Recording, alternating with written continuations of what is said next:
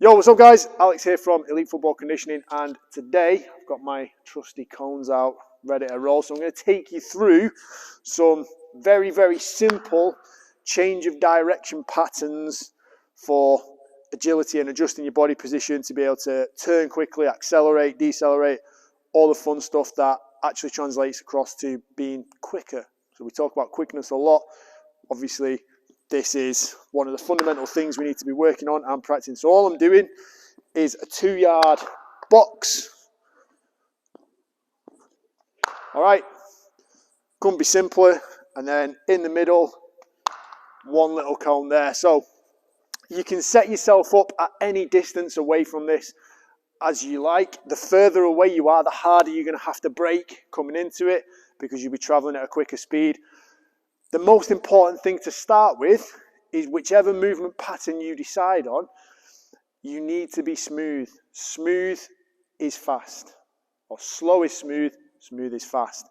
And once we can get that smoothness built in, we can build these movement patterns into the nervous system, and automatically when you're on the pitch, if you're closing a space and then all of a sudden you need to break out of that, it becomes second nature. Your footwork is dialed in, and you're not tripping over yourself or getting caught in a clumsy position. One of the fundamental reasons I really like this box is because, well, for starters, it doesn't take up a lot of space. You can get loads of little foot contacts in a short area. You're putting the brakes on hard and you can change direction and get out quick, but there are a multitude of movement patterns you can practice in this zone.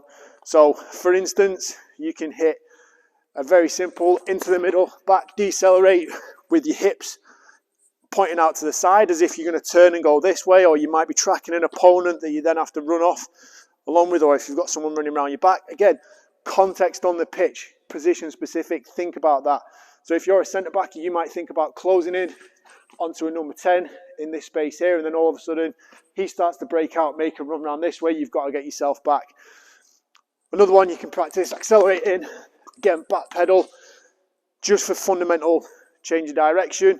You can burst into the middle, one step and go. You can then make another cut. You can make a hard cut off that end cone. You can push up to the outside, cut off there, put another cut in, and then another cut up pitch. What else can we do?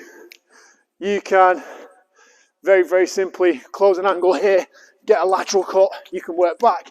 And to be honest, if I'm your coach, I might get you doing that multiple times until you're absolutely bleeding from your eyeballs. I want you suffering. So you can start to build up a little bit of intensity through it. You can build up a bit of fatigue. So rather than, two very different ways we can use this. So we can go, right, I want you to practice on closing space, flipping the hips, and then I might want you to transition and flip that way. You can do one drill, hit a rep, rest. Be very precise. Have a look at it on video on the way back. Were your movements smooth enough? Did you get your hips in the right position? Did you get your footwork right? Or you can use this as a bit more of a conditioning drill and beat a bit of fatigue into the legs and push the energy systems a little bit harder. So this might be where we say, right, we're going to work a given movement pattern for 30 seconds. You might just be working around the box. You might be working on lateral changes of movement and then working back to the start, working up the other side, and then back to the start. We can work through all those different patterns for a period of time. Short periods of rest, go again, building fatigue into it.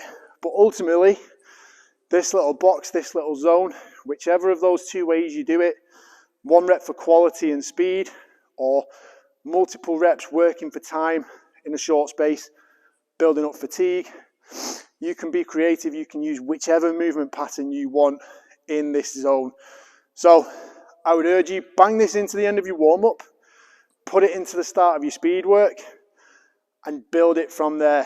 Use it as a bit of a conditioning drill, conditioning tool, or simply work for that power, speed, quality, and add that extra dimension of movement to your gym workout. Have a go at this. I will be recording some more drills separately for my Instagram channel, so make sure you're following on there. And if you've got any questions or you want any more help, remember, get in touch. Click the link below for the contact form and all the other link stuff, all the other bits on Linktree. I'll see you again soon. Lenko out.